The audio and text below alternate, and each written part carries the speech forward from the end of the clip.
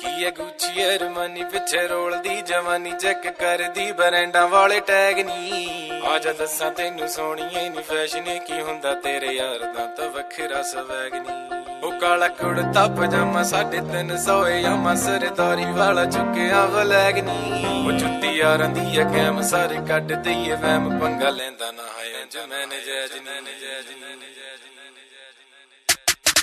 ਕੀ ਹੈ ਗੁੱਚੀ ਅਰਮਾਨੀ ਪਿੱਛੇ ਰੋਲਦੀ ਜਵਾਨੀ ਚੈੱਕ